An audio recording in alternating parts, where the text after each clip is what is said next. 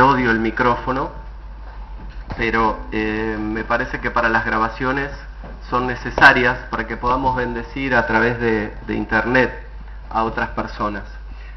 El mensaje de hoy, esto es lo bueno de seguir solamente un libro. Cuando seguimos un libro y lo estudiamos y lo profundizamos, terminamos hablando de todos los temas que aparecen ahí y no solamente aquellos que los pastores o los predicadores preferiríamos predicar. Siempre hay algunos temas que nos son más fáciles. Nos es más fácil hablar del amor, de la salvación, del perdón, de la cercanía de Dios, pero al tomar un libro y tener que predicar todo, nos encontramos con algunos pasajes como estos, que en este caso el título que le puse es El amor, los préstamos y la falta de dinero. Vamos a ir viendo un poquito algunos de los versículos, así que Lucas, si querés ir al pasaje que estuvimos leyendo al principio, vamos a contextualizarnos para aquellos amigos y hermanos y hermanas que nos visitan por primera vez. Hemos estado viendo que en Nehemías, luego de enfrentar el desánimo con mucha firmeza, nos encontramos con este capítulo 5. En el capítulo 4 veíamos que el pueblo estaba desanimado y no podía terminar la tarea de la construcción del muro de Jerusalén. Y vemos en este capítulo 5 lo que podríamos decir la crisis que estaban pasando, una crisis económica que estaban pasando en el pueblo de Israel. Y las crisis económicas también, para aquellos que tenemos una lectura espiritual, también es espiritual. Los problemas económicos no son solamente problemas económicos, sino que también son espirituales. Manejar con prudencia nuestro dinero o el dinero que tenemos para administrar es tarea básica de cualquier cristiana y cualquier cristiano. Son muy pocos los proyectos que podemos realizar en nuestra vida propia o en nuestra vida comunitaria sin dinero. Prácticamente ninguna de las cosas que podemos hacer, las podemos hacer sin dinero. Salvo que vivas enfrente de Nicedet y todas las actividades sean acá, porque para venir hasta acá por lo menos tenés que tomarte un tren, un colectivo, un subte, un taxi, o tenés que venir en tu auto y gastar nafta o gasolina o lo que le pongas al auto. Siempre, toda actividad requiere de nosotros la utilización del dinero. Cuando el dinero fluye, cuando estamos bien del bolsillo, es necesario que prevalezcan en nosotros la sabiduría, es necesario que prevalezca en nosotros la honestidad, el dominio propio y la planificación de qué es lo que vamos a hacer con ese dinero. Jesús habló incluso ahí en un pasaje en Lucas 14, 28 al 20, que cuando uno quiere edificar una torre, ¿sí?, se tiene que sentar, tiene que planificar, tiene que ver los números, calcula cuáles van a ser los gastos y ver si tiene lo necesario para poder construirla. Porque si no, en la mitad de la tarea, ni bien pongamos los cimientos, ahí nos vamos a dar cuenta que no tenemos el dinero que necesitamos para terminar la torre y seremos la burla y el oprobio, nos dicen las Escrituras, de aquellos que nos ven y tendremos que acceder a préstamos o tenemos que buscar préstamos para poder hacer frente a esto. El manejo y la utilización del dinero es fundamental en la vida de los cristianos y cristianas. Podríamos decir que el manejo del dinero es fundamental en el manejo de la vida cotidiana de cualquier persona, particularmente de aquellos que somos cristianos y cristianas que buscamos administrar aquellas riquezas que Dios nos da. Nehemías, que asume un rol de liderazgo en todo el libro, no podía no tocar, no podía no aparecer el manejo del dinero en este libro. Tenía que aparecer en algún momento. Lo que ocurre aquí en el capítulo 5 de su libro parece que fuera el diario de hoy,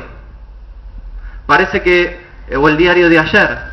Parece, si lo contextualizamos y hacemos una lectura contextual de lo que estamos viviendo, opresión, falta de empleo, hambre. Parece como si estuviéramos leyendo un diario. Nehemías lo que hizo ante esta realidad, y lo vimos el domingo pasado, no el anterior, en los versículos 2, 3 y 4, planteó la situación. ¿Cuál era el estado de situación? Eso lo pueden leer en los versículos 1 al 6 del mismo capítulo 5. Lo primero que había era muchas familias numerosas que no tenían lo suficiente para comer. Familias numerosas, familias extendidas que no tenían para comer. La segunda cosa que decía el versículo 3 es que hipotecaron sus propiedades en ese espiral inflacionario que ocurría en ese momento. Como ven, la inflación no es algo actual, ahora no hay, dice. Bueno, también en ese momento había inflación. La tercera cosa es, se metieron en deudas y no podían pagar a razón de los altos intereses e intereses de intereses. Esto me suena a la década del 90, ¿se acuerdan? Cuando venía el Fondo Internacional, el Fondo Monetario, y teníamos que pagar los intereses de los intereses. Bueno, acá Nehemías también pasaba lo mismo. Al hacer un examen cuidadoso, por lo menos vemos también 3 razones por las cuales en estos mismos versículos, en realidad en el 3, 4 y 5, la primera razón es que hubo hambre. Aparentemente, como ustedes saben, el pueblo de Israel dependía en gran parte de lo que la tierra les daba. Hubo sequía y por lo tanto hubo hambre. Artajerjes, que era el rey persa que estaba bajo el gobierno del mundo conocido, había establecido impuestos altos, muy altos impuestos, un gravamen muy alto para aquellas personas que habitaban en su reinado. Y la tercera cosa era que el porcentaje de interés era inapropiado y muy elevado. Es decir, estaban en el horno. Como algunos de ustedes recuerdan algunas instancias que podríamos perfectamente aplicarlas a esta realidad en nuestro querido país. Acreedores tomando tierra, dejando gente sin casa, sin tierras, tomaban a sus hijos como esclavos. Hoy no tenemos una esclavitud formal, pero vemos la explotación que muchas veces nuestros connacionales hacen con personas de países limítrofes, explotando en talleres, manteniéndolos en una vida miserable y de explotación. La nueva esclavitud, podríamos decir. La esclavitud no es que se abolió. Tenemos nuevas formas en que la maldad se va encarnizando y encarnando en la historia. Tenemos nueva esclavitud. Y bueno, con este mapa, con esta situación, el muro se paró. Dejaron de construir. En el versículo 6, y con eso terminamos el último domingo que prediqué Nehemías, dice Nehemías: me enojé en gran manera cuando oí su clamor. Cuando oyó el clamor del pueblo, Nehemías se enojó mucho. Y cuando vio que la muralla había dejado de ser construida, se enfureció. O como dice el pasaje en Reina Valera, dice, como que la ira se apropió de él. ¿Por qué Nehemías se enfureció al escuchar el clamor del pueblo? ¿No debe acaso el líder escuchar siempre lo que la comunidad dice? La respuesta es no. Evidentemente Nehemías, que estaba buscando la voluntad de Dios en el pueblo de Israel, no escuchó al pueblo y al contrario se enojó con ellos, y hasta dice las Escrituras que se enfureció o tuvo ira en medio de esta situación. Las respuestas a veces pueden ser una ira justificada. Una de las causas para que la gente no se desarrolle en la vida, ni tenga éxito, ni tenga abundancia, aparece ahí en Proverbios 6 y en Proverbios 20. Lean luego en sus casas Proverbios 6 y Proverbios 20, que habla que muchas veces la pobreza se debe a la falta de interés y a la falta de compromiso que las personas tienen para con el trabajo, o la falta de interés o la falta de compromiso que las personas tienen para con Dios en la forma de dar. Asimismo, muchas de estas personas pobres, estas personas que están sin trabajo, a veces se transforman en explotadores. Terminan explotando a papá, a mamá, a su pareja, a su novio, a su novia. Terminan repitiendo la misma explotación de las cuales ellos han sido víctimas por el sistema. Guarda con eso. Guarda que no nos transformamos, aún siendo pobres en lo material, en explotador de otras personas. En el versículo 7 a mí me deja un poco más tranquilo, porque el versículo 7 comienza diciendo, entonces lo medité. ¿No? Nehemías estaba enfurecido, estaba nervioso, estaba enojado con el pueblo y estaba enojado con los nobles y estaba enojado con que la muralla se había parado. Su vida estaba quejosa. Sin embargo, hizo un stop. Y dice las Escrituras, y a mí esta frase particularmente me da mucha paz, dice, entonces lo medité. El hebreo hace referencia, ahí hice una pequeña búsqueda de esta palabra meditar, que significa, porque uno pensaría, bueno, oró o algo así. En realidad significa autoaconsejarse o darse consejo a uno mismo. Eso es meditar. Y cuando compartimos nuestra herida, cuando compartimos nuestro enojo con Dios, Dios interviene.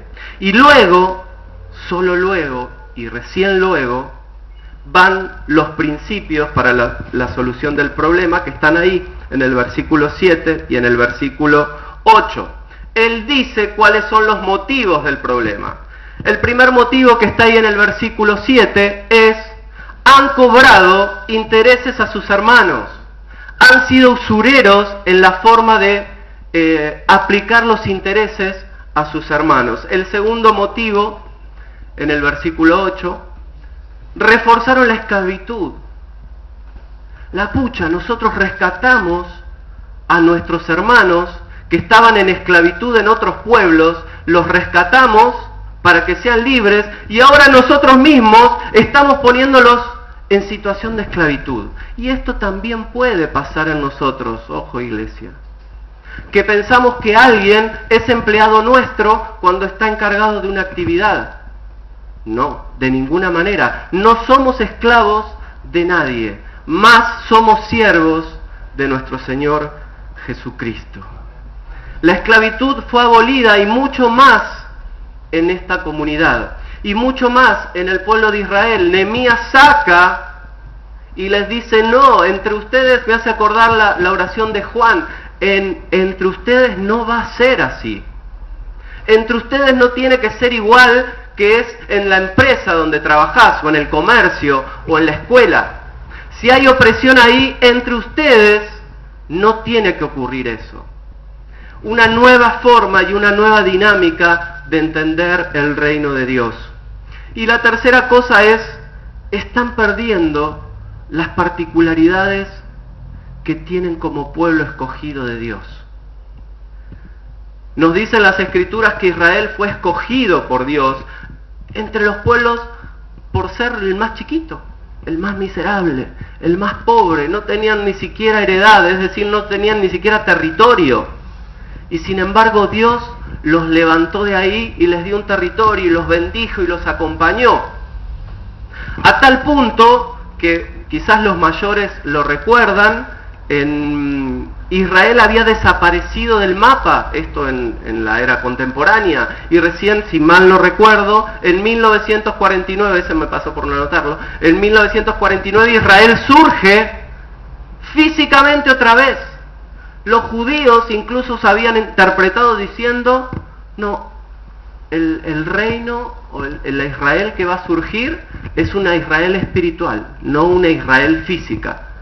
Y de las cenizas, como el ave fénix, Dios les hizo pito catalán a los hermeneutas hebreos, y les hizo pito catalán a los judíos que interpretaban de la Israel espiritual, y les dijo, no, yo les voy a dar una heredad. Y ahí se levantó Israel. Israel tiene particularidades, Y la iglesia, como la nueva Israel, tiene particularidades. Estamos en el mundo, mas no somos de este mundo. Realidades espirituales que solamente se pueden comprender de manera espiritual, no materialmente. Pero volvamos un poco al texto. A veces cuando hay un corazón equivocado, cuando hay un corazón confundido, cuando hay un corazón con falta, pero sincero, porque podés estar equivocado, podés estar en pecado, podés estar enojado, pero si tu corazón es sincero, cuando se levanta una postura enérgica, como en este caso lo fue la postura de Nehemías, las respuestas de las personas que buscan la voluntad de Dios es lo que se plantea acá en el versículo 8. ¿Hablaron y respondieron y contestaron a Nehemías? No. El texto nos dice que guardaron silencio. Cuando nos encontramos que hemos cometido un error, cuando nos encontramos que estamos equivocados, y Dios nos marca en nuestro corazón que es así, lo que debemos hacer muchas veces es guardar silencio. Guardar el silencio en nuestra lengua, pero no en nuestro corazón. Hablar en oración con Dios. Hay cristianos maravillosos, excelentes en el ministerio, pero desastrosos en su administración del dinero. Aún muchos piensan que el dinero a Dios no le interesa, que el dinero Dios no se preocupa. Y qué contradicción, ¿no? Porque es como que escindimos de manera neoplatónica nuestro espíritu de la vida material. Ahora yo me pregunto, ¿cómo vivís? ¿Cómo comés? ¿Cómo te vestís? ¿En qué lugar vivís? Y todo eso lo tenés que hacer con dinero. Así que Dios se interesa por todo. Por lo tanto, se interesa también por el dinero y por la administración que hagamos de ese dinero. El pecado había permeado en el pueblo de Dios. Había permeado de tal manera que se había transformado en un murmullo, en una crítica, en un clamor y en el enojo del líder. Y este era un pecado económico. No hay demasiadas visibilizaciones de pecados económicos, pero este claramente era un pecado económico que involucraba lo económico y lo espiritual. Cuando hay pecado en nuestra vida, y esto es una realidad intemporal o atemporal, tenemos que tener las agallas para decir, yo planto acá, stop. Cuando hay pecado en nuestra vida debemos hacer un parate y hacer una introspección sincera y realista. En el versículo 13 vemos que la construcción del muro se detuvo. Si estás en huelga espiritual, si no tenés comunión con Dios, si no estás en armonía con los hermanos y con las hermanas, si no tenés una vida de servicio, es decir, estás en huelga espiritual, tenés que hacer un stop. Tenés que hacer un stop introspectivamente, como empezaba el versículo 7, meditarlo en tu corazón. Meditar qué es lo que está fallando para que la plena bendición de Dios esté sobre tu vida y sobre nosotros como iglesia. Porque nuestro pecado nos afecta como comunidad. Mi pecado te afecta a vos como comunidad. Tu pecado me afecta a mí como comunidad. Durante mucho tiempo ICM estuvo en falta también. Durante mucho tiempo, y tal vez los antiguos se acuerdan, o los que conocieron la anterior ICM, en ICM no se podía hablar de pecado. Era un evangelio de paja el que predicábamos. Era un evangelio de vos venía a ICM y hacé lo que quieras, total Dios te quiere y listo. Sin interpretar la profundidad de San Agustín cuando decía ama y haz lo que quieras. Malinterpretando, al contrario, el ama y haz lo que quieras, dañando a personas en el camino y dejando una secuela imperdonable en muchos casos, en muchos países, con heridas tan profundas que hasta aún el día de hoy cuestan muchas veces cicatrizar. Aquí hay una ley intemporal, una ley que se puede aplicar en este periodo de gracia.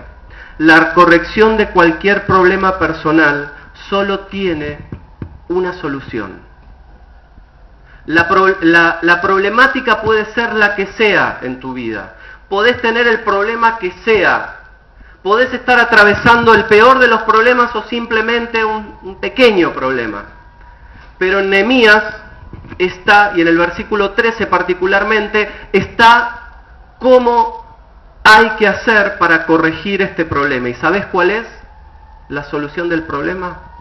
Enfrentarlo. La única forma que vas a poder resolver cualquier problema en tu vida es enfrentarlo, no como el avestruz. ¿Saben cómo hace el avestruz, no?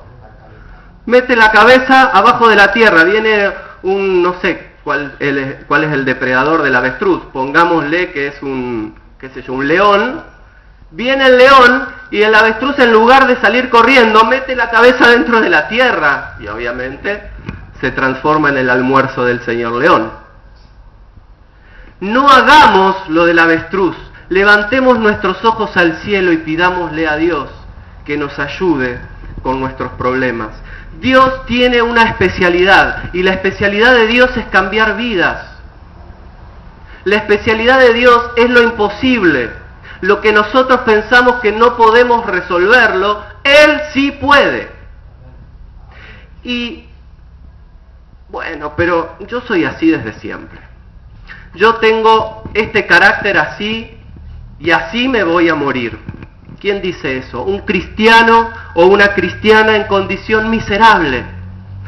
Un cristiano o una cristiana que no vio intervenir el poder de Dios en tu vida. Y muchos cantan del poder y anuncian del poder como si fueran He-Man o She-Ra. La mayoría, me parece que acá queremos ser She-Ra. Pero bueno, no, ese tipo de poder no.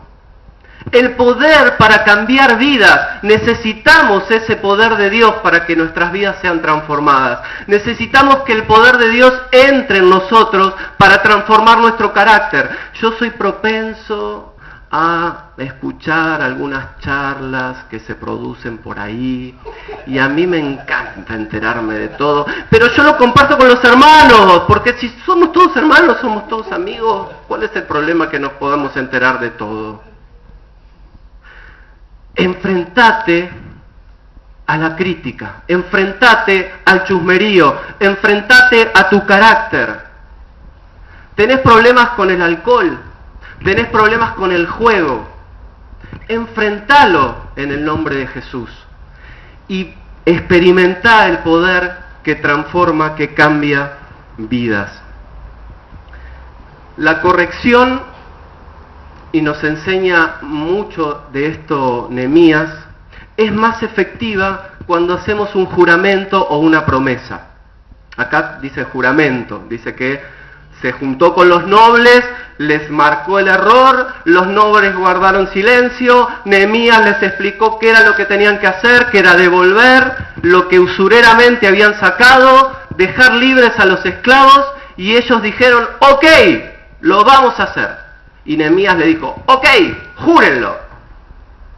Si vos querés cambiar algo en tu vida, si vos querés cambiar tu temperamento, si vos querés cambiar tu manera con la cual te vinculás con el alcohol, si vos querés cambiar tu forma de la forma en la cual vos recibís las historias de otros, ¿y qué haces con esas historias cuando las recibís? La forma es que lo confieses y que prometas cambiar. Es muy interesante que, como ustedes saben, ICM entra dentro de una cadena del protestantismo y del ecumenismo. Y dentro de ICM no tenemos la práctica de la confesión sacerdotal, digo. No vamos a Imagínense si todos ustedes vienen y me empiezan a contar todo a mí, yo muero de un infarto a los 5 minutos. Gracias Dios porque en ICM no hay confesión. No tenemos la práctica sacerdotal, digamos, o católica romana de la confesión. Ahora, muchos se agarran para decir, yo solo le confieso a Dios. ¿Sí? Yo no tengo ningún intermediario, no tengo a nada. Sin embargo, las Escrituras nos dicen, confesaos unos a otros vuestras ofensas.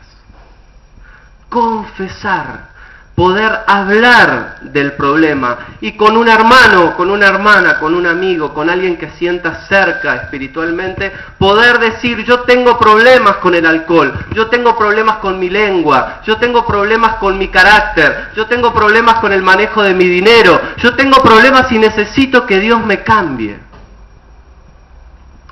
Porque para eso venimos acá. No somos un equipo de autoayuda, no somos un grupo psicoterapéutico, no somos un club social, somos una iglesia, y lo que caracteriza a la iglesia es que Dios está interviniendo en medio nuestro. Y porque Dios está interviniendo en medio nuestro es que venimos y que confiamos que Dios puede cambiar las vidas. Plantéaselo a alguien el problema. Que Dios te guíe. Todos tenemos algo que confesar. Que la soberbia espiritual de yo se lo confieso a Dios pueda mermar en tu vida para que Dios crezca. Busca a alguien en oración, en ayuno si es necesario. Confesá cuál es tu estrategia para resolver ese problema. ¿Cuál es tu estrategia para resolver el tema de la vagancia? ¿Cuál es tu estrategia para resolver el alcoholismo? ¿Cuál es tu estrategia para resolver el chisme? ¿Cuál es tu estrategia para resolver la crítica? ¿Cuál es tu estrategia? Y promete en oración conjunta para que Dios obre en tu vida. Puede ser una confesión mutua, yo no lo sé.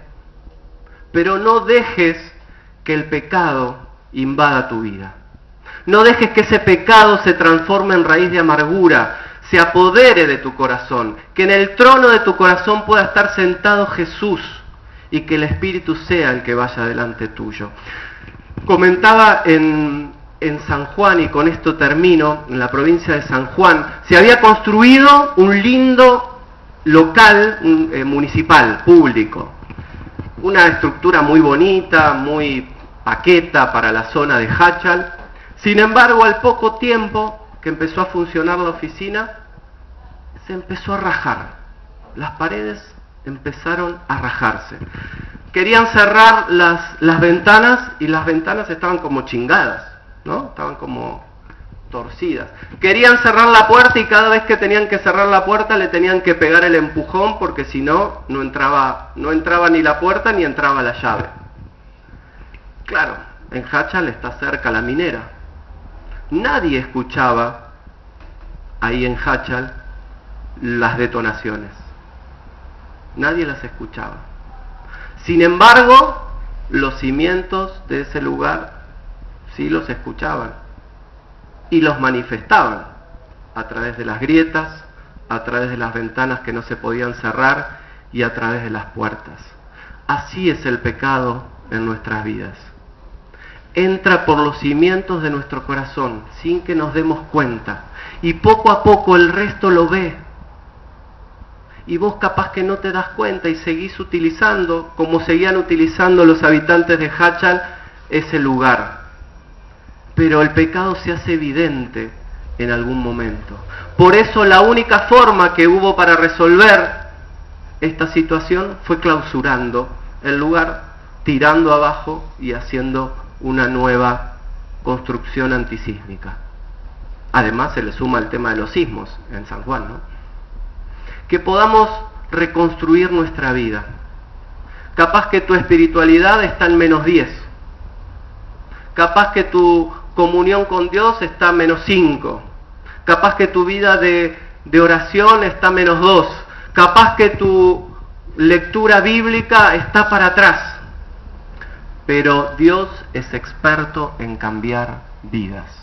Que el desafío de esta noche sea la confianza en Dios y no en un Dios chiquito, no en un Dios de monedero, no en un Dios de cartera, sino en un Dios poderoso que es capaz de transformar nuestras vidas. Amén.